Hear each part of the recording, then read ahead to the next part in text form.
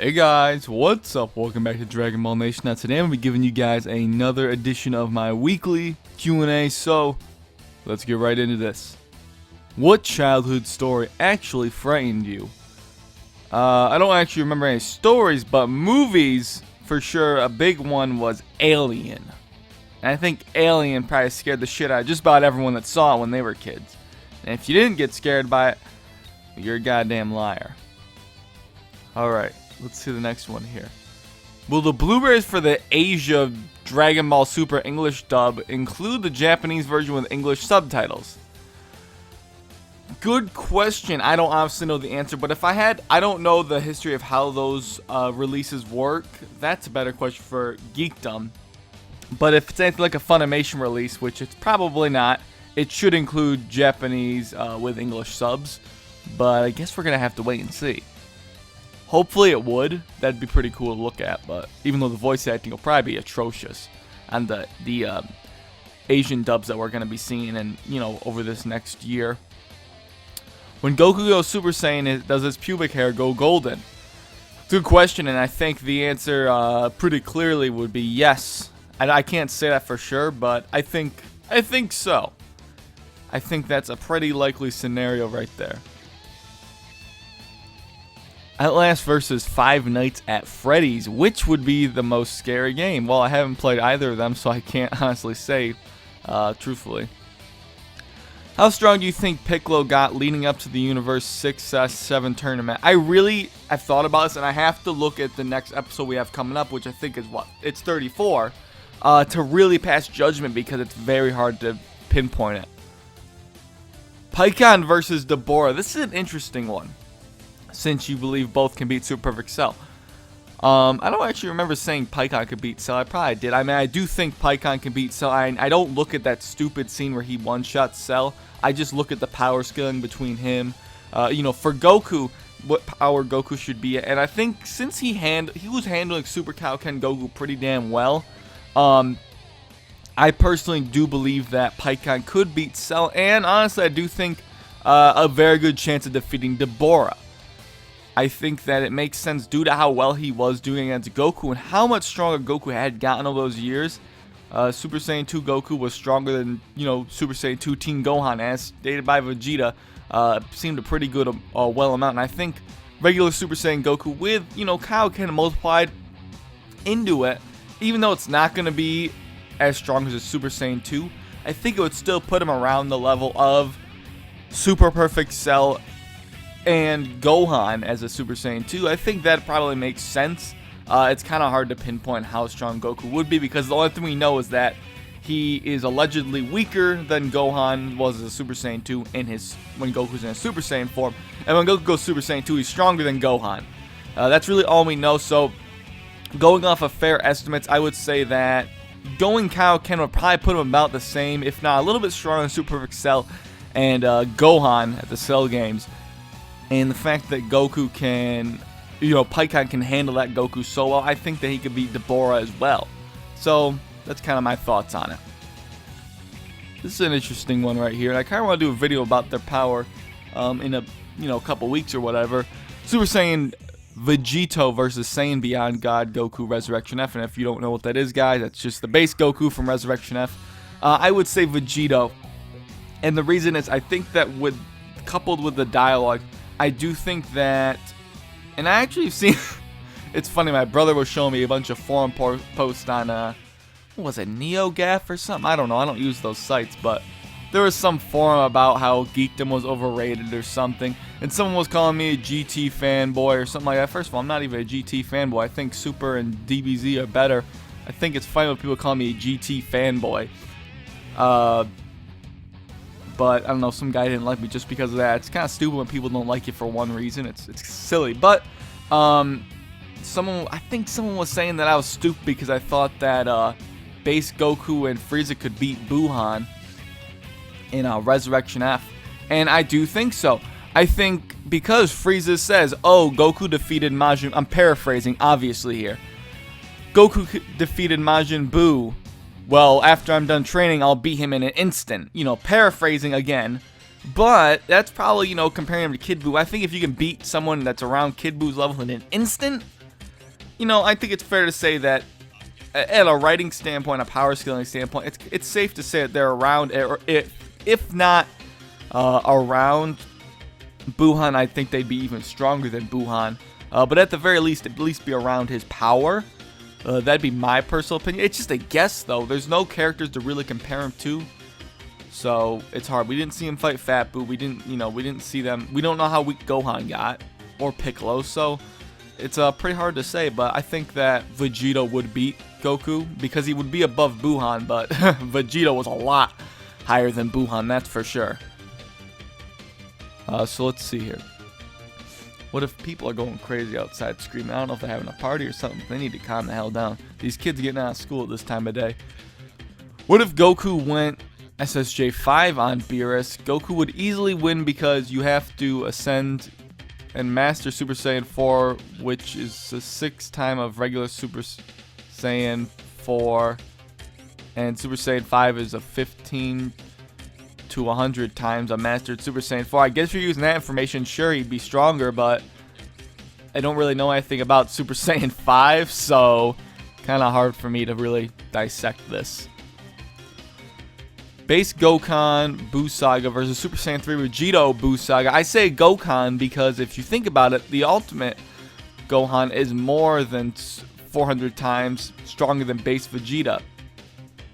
I guess he means... do you mean Vegeta or Vegito there? I'm not sure. I'm gonna guess Vegeta. I would still say Super Saiyan 3 Vegito, and the reason I say this, and I understand the whole Ultimate Gohan thing is gonna be mixed in with the fusion potential. We don't know how it's gonna work with a fusion, because I would still say Vegito, and the reason why is because I would feel like even Super Saiyan Vegeta would be stronger than a base Goku. I feel like the ultimate power, the potential gets a little diluted with Goku being fused in there.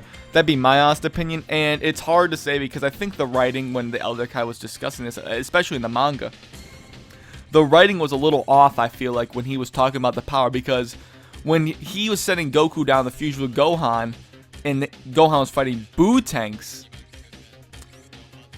the Elder Kai said, if you want to go Super Saiyan, you can do it after you fuse, but you should probably be able to beat him without transforming. I'm paraphrasing. I don't have the manga right in my hand. But that is a little bit of a strange line because I think realistically it should be more. He should be a lot more powerful, but just based off of that, I would say Super Saiyan 3 Vegito. But I do feel like the Elder Kai's potential would be a bit diluted in that fusion, in my honest opinion. I don't know, what do you guys think of that one? And obviously the whole Pikkon versus Dabura thing's another thing, but I think most people are just gonna say Pikkon wins. It's actually funny when people get mad when I say Dabura is stronger than Cell. They're like, oh, you're just... Well, I've actually had some people saying you're fanboy. I'm thinking like, Cell's my second goddamn favorite character. What are you smoking? I don't know. I don't want to get into that right here though. Just casually talking again. Do you think that Super Buu can go Kaioken 1 million? I think so, because the stress wouldn't be an issue because he spat out chewing gum and he can just regenerate.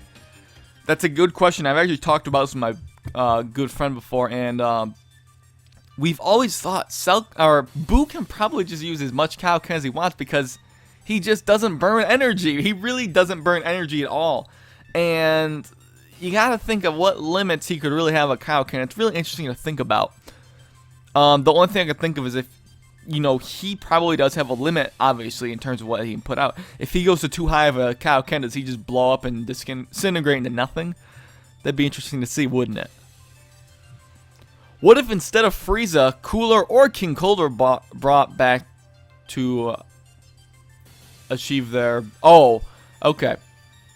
I understand the question now. The wording threw me off. So what if instead of Frieza, Cooler or King Cold were brought back to achieve their golden form? Cooler would have given Goku a harder time, that's for sure. I don't know if Cooler would have trained his form more or not, but I think so, just because he seemed to handle his final form a lot better, his 5th form, but he was barely in it. And King Cold, I honestly don't know. They kind of, I don't know.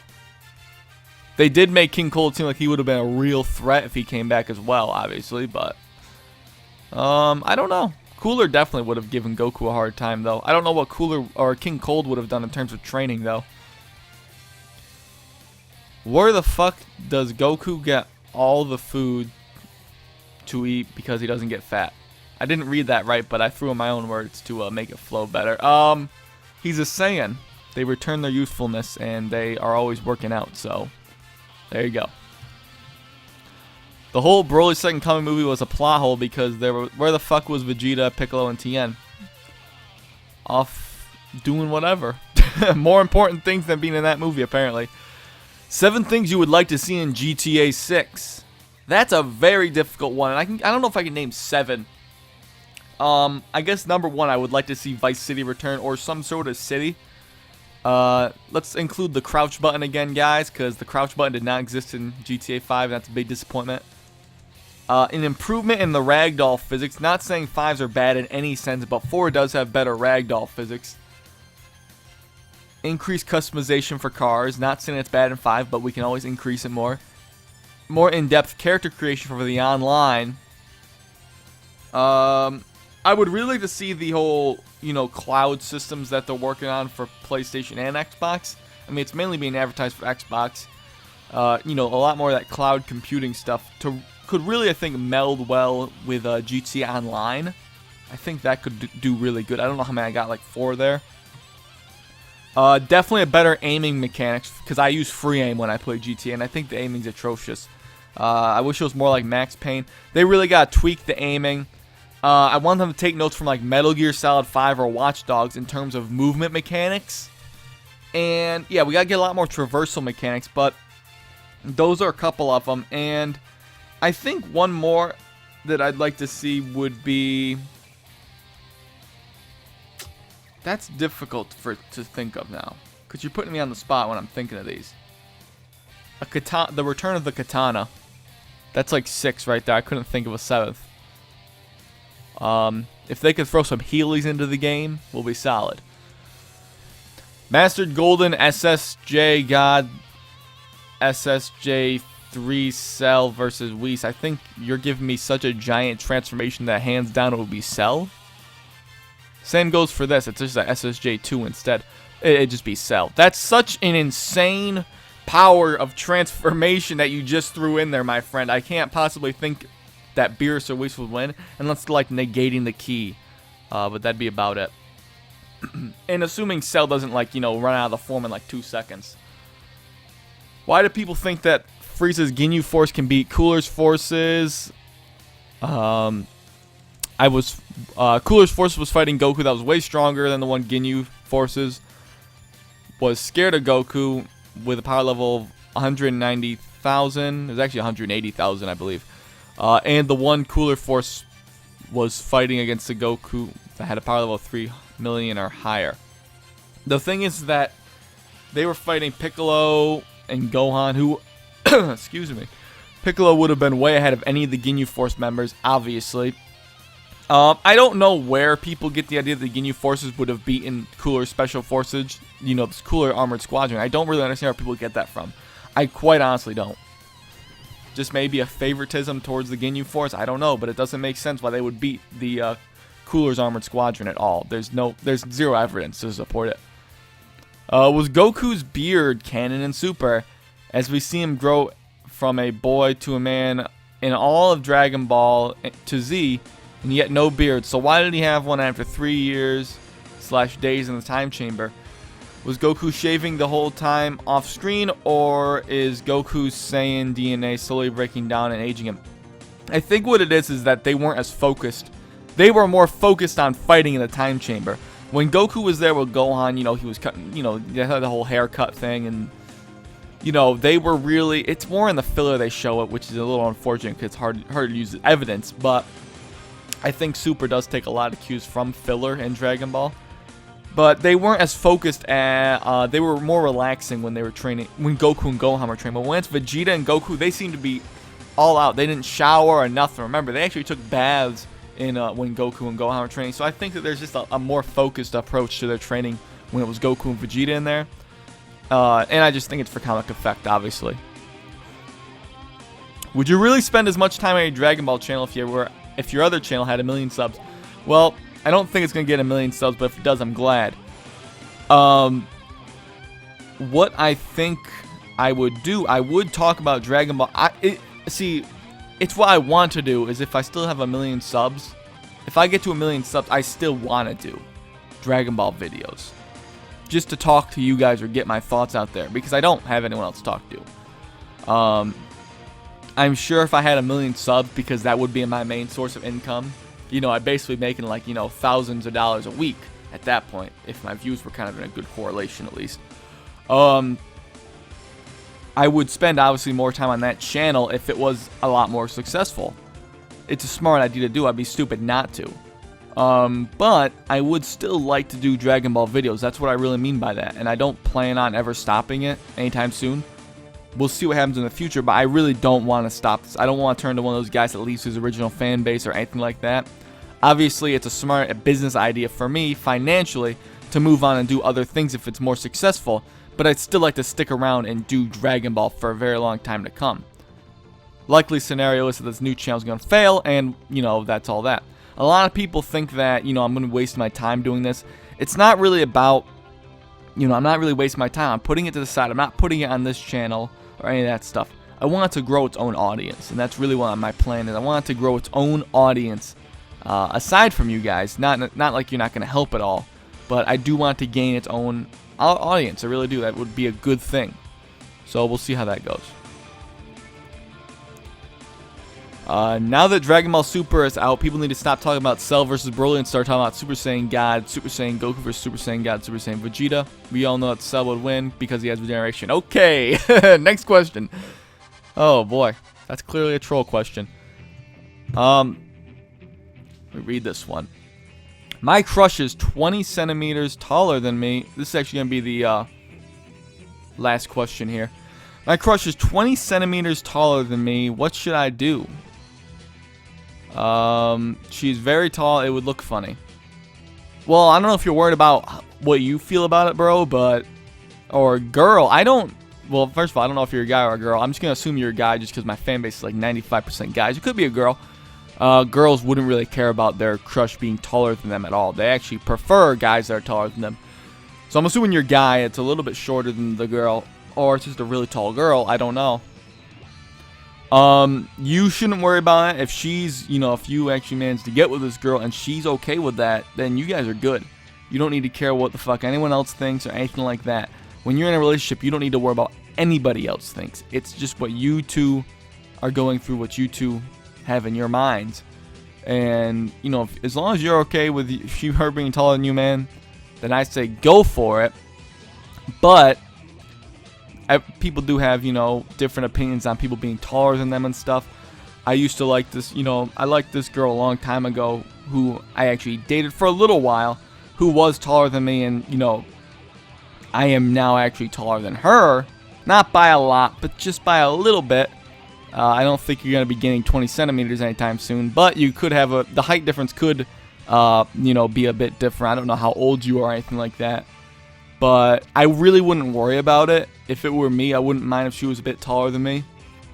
That's just my opinion. The thing you need to worry about is if she's worried about you being shorter than her. That's what you would need to watch out for, because girls like a taller man, traditionally speaking. So that's something you might want to look out for.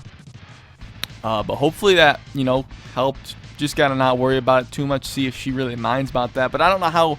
You know, if it's just a crush or if you know, actually, you know, try to go for her or not. I don't know how that whole situation's going down. I'm just throwing my 10 cents into the, you know, hat right there. I'm just going to answer this one just real quick just because it was here and it looked kind of interesting. I don't really know how to answer this, but I think it's an interesting question.